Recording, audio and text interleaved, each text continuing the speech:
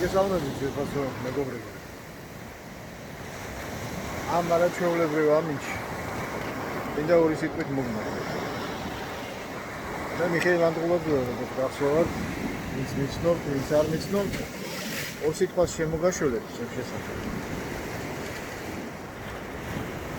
ალბათ ის რაღაც აკადემიური ცოდნა, რომელიც მე ცხოვრება მარგუნა, არაფერი არ არის იმასთან შედარებით, რაც ჩემი ხუთი შვილის აღზრდას მოახმარე და მან განაპირობა ჩემში რაღაც გარკვეული შეხედულებების ჩამოყალიბება. მე რა თქმა უნდა ძალიან დიდი ეფექტი და მნიშვნელობა შეიძინა საზოგადოებასთან ურთიერთობა. იმ საზოგადოებასთან, რომელიც რა თქმა უნდა სხვადასხვა კლასს მიეკუთვნება და სხვადასხვა შეხედულებებით საზრდოობს. თუმცა მივაგენი და დავწმუნდი იმაში, რომ აუცილებლად ყოველ მიზეზის გარეშე საზოგადოებას უნდა ჰქონდეს რაღაც საკითხები ისეთი, რომელშიც იგი მხოლოდ და მხოლოდ ერთსულოვანი იქნება. და რატო იქნება ერთსულოვანი? იმიტომ რომ სხვა შემთხვევაში საერთოდ სამყაროს არსებობაც და კაცობრიობის არსებობაც უაზრობა გამოდის. კაცობრიობა იმიტომ შეიქმნა, რომ ის ერთმანეთისთვის განიმსჯავროს. და ერთმანეთისთვის განსხვავება მხოლოდ და მხოლოდ საერთო მიზნის არსებობით არის განპირობებული. როგორ შეიძლება ზრდასრულმა განათლებულმა ადამიანმა ვერ მოძებნოს სხვა ანალოგიურ პიროვნებასთან და პერსონაჟთან ერთად რაღაცა საერთო აზრი და საერთო ინტერესი. მით უმეტეს, როდესაც ეს ეხება შენს ადგილსამყოფელს, შენს ოჯახს, რა თქმა უნდა, შენს გარემოს და შენს ამშობლოს, შენს ქვეყანას და შენი ხალხის და შენი ერის ბედნიერებას. და ყველაზე მთავარი და მნიშვნელოვანი არის ის, რომ როგორ შეიძლება ადამიანები ვერ შეთანხმდნენ საკუთარი შვილების, საკუთარი მომავალის არსებობისა და მათი უზრუნველყოფის, ანუ კეთილი ვითარების შექმნის ასპარეზზე.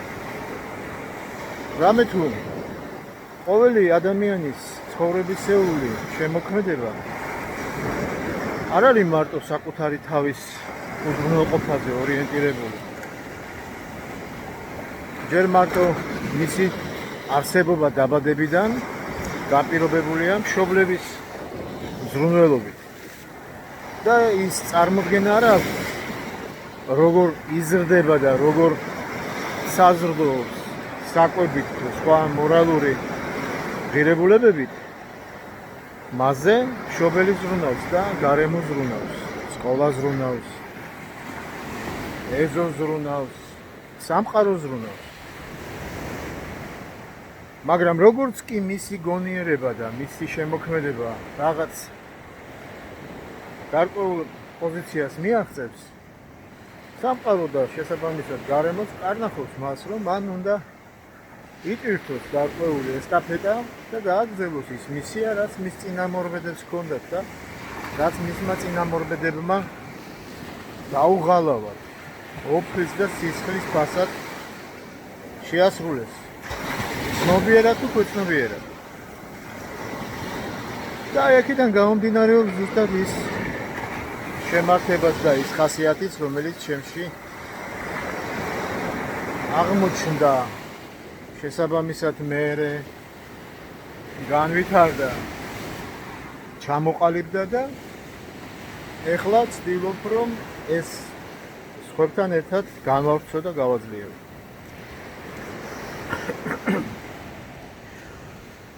არ გამოურიცხავ, რა თქმა უნდა, საკრალურ ვითარებებსაც. იმ დამოკიდებულებას, რომ რაღაცა უხილავი ძალები განაპირობებენ გარკვეულ პერსონებს და ის პერსონები მერე შემდგომ ცდილობენ რაღაც გარემოება შეცვალონ, რომელიც მერე ალბათ შეცვლის ისევ და ისევ პერსონებს. თუმცა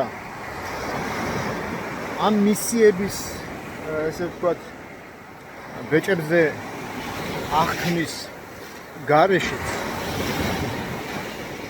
და თუ ამას აღიქვამ ხომ მით უმეტეს შესაბამისად ვერ მოისვენებ, ვერ დაიძინებ და არც მოგასვენებებ.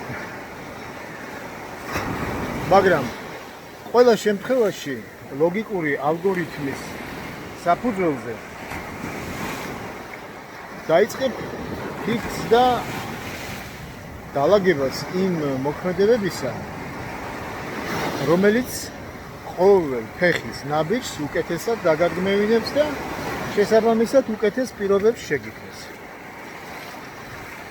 აქედან გამომდინარეობს ჩემი პირველი აღქმა და პირველი აზროვნება იმისა, რაც კაცობრიობამ უმნიშვნელოვანეს და უმშვენიერეს მიგნებად გამოაცხადა, რომ ერთი კაცი ბრძოლაში ცოდვაო და ძალა ერთობაშიაო. მშვენიერი მიგნებაა და უდიდესი ნარატივია, ესე ვთქვათ, საქმიანობისთვის. ვერავინ ვერ შეგეწინააღმდეგება.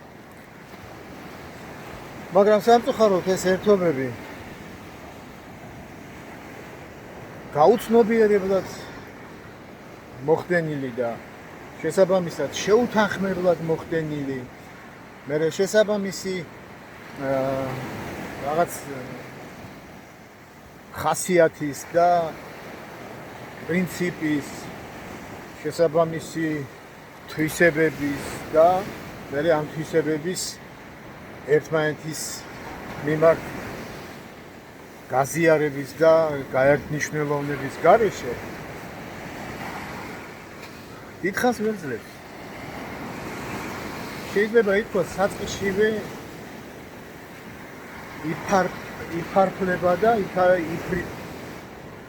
იფერფლება უпростоოდ. ნუ იმაზე არ მაქვს ლაპარაკი, როდესაც ვიღაცა შემოვა და ამ ერთობის დანგრევას შეეცდება და შესაბამისად ახერხებს კიდევაც. ყველა შემთხვევაში ერთობას ერთი გუნდად და ერთ ძალად შექმნას აუცილებლად ესაჭიროება ამ გუნდის წევრთა შეთანხმებაზე ორიენტირება. და შეთანხმებაზე ორიენტირება აუცილებლად განპირობებულია ერთმანეთის მიმართ კარგი ხასიათის და კარგი დამოკიდებულების განწყობით. ანუ ესე იგი ჩვენ თუ გვინდა ერთობა შევინარჩუნოთ, ჩვენ ერთად ყოფნა უნდა მოგწონდეს. ერთად ყოფნა უნდა გვიხაროდეს. და რა შემთხვევაში გაგვიხარდება ჩვენ ვიღაც ადამიანებთან ერთად ყოფნა? რა თქმა უნდა, მაშინ, როდესაც ის ადამიანები ჩვენ მოგწონს. ის ადამიანები ჩვენ გვხიბლავს თავიანთი თვისებებით, თავიანთი მოქმედებებით, თავიანთი აზროვნებით. და შესაბამისად მე ეს განაპირობებს მათ მიმართ სიყვარულს. აი ზუსტად ეს სიყვარულისკენ მიდრეკილება პირველ რიგში უნდა ახასიათებდეს ერთობისკენ მიდრეკილ გუნდს. არ შეიძლება ერთობისკენ მიდრეკილმა გუნდმა არ მოინდომოს ერთმანეთის შეყვარება და ყველაფრის გაკეთება იმისათვის, რომ მათ ერთმანეთს თავი მოაწონონ, თავი შეაყვარონ. აი ზუსტად ეს განაპირობებს შემდეგ უზარმაზარ თვისებებს. ანუ ცოდნის, გამოცდილების, მოთმენის, კულტურის, ეთიკის, ზრდილობის და შესაბამისი წესების დადგენის აუცილებლობას. როგორც მოგახსენეთ, თუ ადამიანები შეთანხმებაზე ორიენტირებულები არიან, ისინი არ მოეშვებიან ერთმანეთს, სანამ შეთანხმებას არ მიაღწევენ ნებისმიერ საკითხში. და მე მჯერა და მწამს, რომ არ არსებობს საკითხი, რომელიც შეთანხმებას არ ექვემდებარებოდეს. ნუ რაღაცა გარკვეული წითელი ხაზების გარდა. ეს წითელი ხაზები ყველგან დასაშვებია და აუცილებელია. ეს წითელი ხაზები განაპირობებს ურთიერთობის კონიუნქტურასაც. და შესაბამისად დავუშვათ, როდესაც ჩემთან მიდრეკილი ურთიერთობისკენ ადამიანი დაინახავს ჩემ წითელ ხაზებს და მას ეცოდინება, რომ ეს წითელი ხაზები შეურყეველია და დაცულია, ის ყოველთვის მოერიდება. თუ მას სურს, რა თქმა უნდა, ჩემთან ურთიერთობა და ჩემსკენ მიდრეკილია და მოვწონვა და მით უმეტეს უყვარვა, ის ყველა შემთხვევაში, რა თქმა უნდა, ვისაც ვინმე მოსწონს და უყვარს, ის ცდილობს, რომ იგიც უყვარდეს და ზუსტად მას უყვარდეს, ვინც თავად უყვარს, ის ყველანაირად შეეცდება, რომ ეს წითელი ხაზები არ დაურღვიოს მას. და ის ზუსტად აქ იკვეთება ხასიათი იმისა, რომ ჩვენი ერთობა მივიდეს ერთსრულოვნებამდე. აი ზუსტად ერთსრულად ქცევის განწყობა არის შემოქმედებითი განწყობა. და ყველა დაგეგმილი თუ განსახორციელებელი საკითხების და მიმართულებების შესრულების დიაპაზონი. აქედან გამომდინარეობს ჩვენი ორგანიზაციის, რომელიც მართლა სერიოზულ ხასიათს ამკვიდრებს 15 წლის განმავლობაში, სახელწოდება და ქვია მას ერთსრულოვნება. მე ყველას მინდა დიდი სიყვარულით მოგეფეროთ, ვინც ამ ორგანიზაციის წევრობას იჩემებთ და იმკვიდრებთ და რა თქმა უნდა ამაყობთ. და ყველა ის ადამიანი, ვინც მოღვაწეობდა ჩვენთან და დღეს არ არის ცოცხალი, ღმერთმა აცხონოს და მათი სული გაანადგუროს. ხოლო ვინც არა ჯანსაღი და არა კეთილსინდისიერი მიზნებით ისულგმულა, თუმცა მიხვდა, რომ ვერაფერი ვერ განახორციელა, ის თავისთავად გაიფილტრა და გასუფთავდა და შესაბამისად განეშორა ჩვენს სივრცეს. მაგრამ არიან ადამიანები, რომლებიც რაღაც გარკვეულ შეცდომებს უშვებდნენ, რაღაც გარკვეულ არასწორ აზრებს იმკვიდრებდნენ, არასწორად ანალიზებდნენ სიტუაციას. თუმცა მათაც ძალიან ბევრი კარგი მოქმედებები აქვს განხორციელებული ჩვენს ურთიერთობაში, ჩვენს დინამიკაში. და მე გული მწყდება, რომ ისინი დღეს ჩვენთან ერთად არ არიან. ამ თვალსაზრისით მე გამოდივარ ასეთი ფორმულით, რომ ერთსრულოვნება იმდენად ძვირფასი სახელწოდება და ამ ერთობის და ამ შეკავშირების ხასიათს იმდენად ძვირფასი ადამიანები შეენთნენ და ყველაფერი გააკეთეს, რომ ეს დაბადებულიყო. ფიქრობ, რომ უხილავი და ზებუნებრივი ძალებიც არანაკლებ განაპირობებენ მის აუცილებლობას და არსებობას და შენარჩუნებას. წავს და მჯერა, რომ ნებისმიერი უარყოფითი მოვლენა ჩვენ ვერაფერს ვერ დაგვაკლებს და იმ განსაზღვრებას, რომელიც ჩვენ არ გვჭირდება, თავისთავად გაასუფთავებს სამყარო და გარემოება. მაგრამ ჩვენ თავში და ჩვენივე აზროვნებაში ჩვენ მოგვიწევს ჩვენ თვითონ ჩამოყალიბდეთ და კიდევ უფრო აუმაღლდეთ. და როგორ? ეს რა თქმა უნდა განწყობიდან გამომდინარე. თუ ჩვენ რაზეც ვილაპარაკეთ, განხდებით, თუ ჩვენ მიგვაჩნია, რომ ჩვენი მთავარი ფუნქცია არის აი უწყვეტი ჯაჭვის ერთ-ერთი რგოლი, რომელსაც ჩვენ წარმოადგენთ, ყარად და მტკიცედ შევაბათ ამ დიდ გზაკვალზე, მაშინ ჩვენ უნდა შევთანხმდეთ ერთ საკითხს, რომ არავის ხათრით, არავის დაძალებით, არავის თხოვნით და არავის გულისთვის, აი რაღაც ნიშნის მოგებად ჩვენ ერთსულოვნებაში არ უნდა გვესაქმებოდეს. ჩვენ ერთსულოვნებაში ჩვენი სურვილით უნდა მოღვაწეობდეთ და ვიღწოდეთ იმისთვის, რომ ჩვენი სულის შეძახილი გამახმოვანოთ და რა თქმა უნდა ჩვენი სულიც დავაკმაყოფილოთ. აი ამ შემთხვევაში მნიშვნელობა არ აქვს ვინ რას გააკეთებს. ვინ რამხელა ტვირთს აწევს და რამხელა მანძილს გაივლის. თავარია ეს მონდომება იყოს მხოლოდ და მხოლოდ გულიდან ამოსული, მხოლოდ და მხოლოდ ინდივიდუალური და მხოლოდ და მხოლოდ საკუთარი მისიის განმახორციელებელი. აი ასე აღქმება ზუსტად.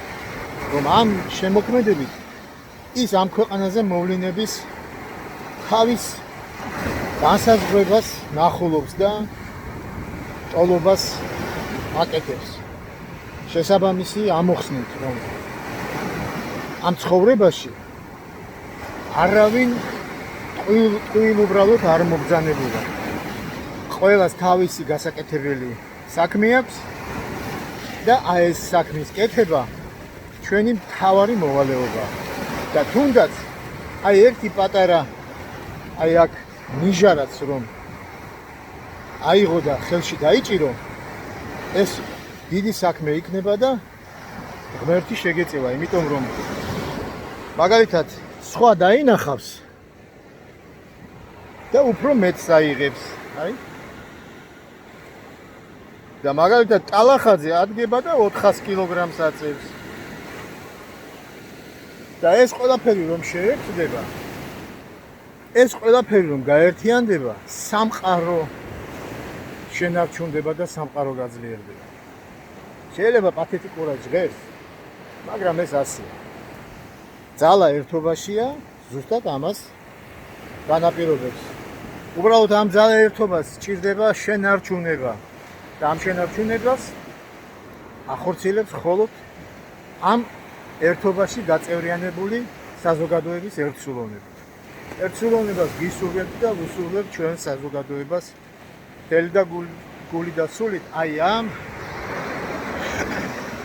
ადგილიდან აი წარმოიდგინეთ რამხელა ერთსულოვნება ზღვაში, რამხელა ძალა იკრიბება აი ამ აღებით ერთსულოვნებას, რომელიც მოდის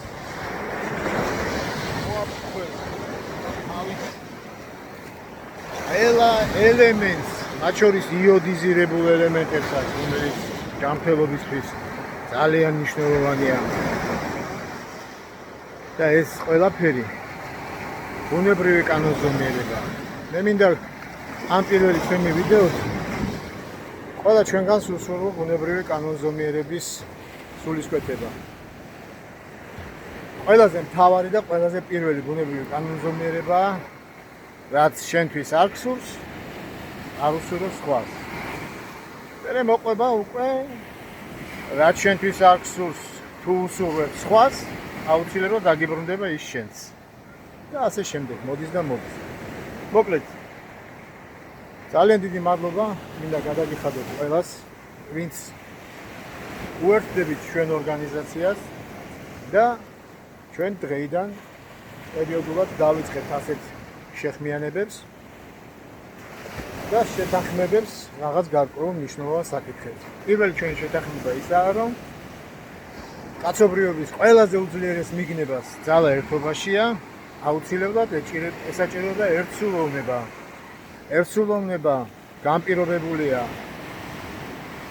გაერთიანებულ წევრთა ერთმანეთის მიმართ სიყვარულის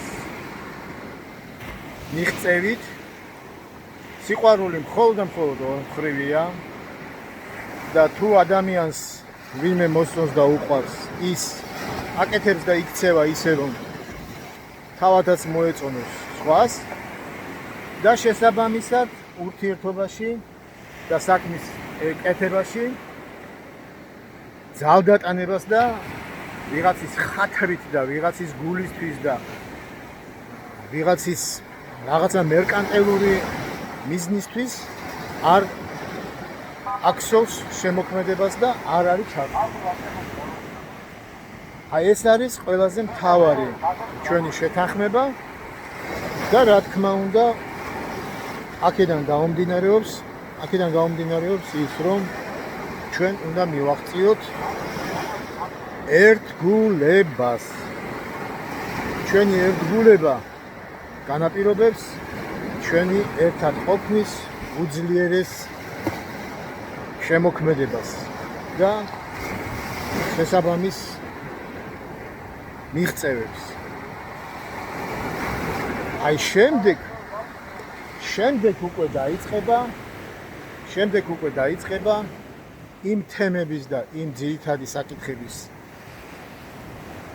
თანმიმდევრული დალაგება, რომელზეც ჩვენ ერთგული და ერთმანეთის მოსიყვარულე და ერთმანეთისკენ მიდრეკილი არაძალდატანებული ადამიანები დავსხდებით და დავიწყებთ რა არის ყველაზე მნიშვნელოვანი და რა არის შემდგომ მის მომდინარე და მისი ქვემდებარე. გემშვიდობებით დროებით მომავალ შეხვედრას.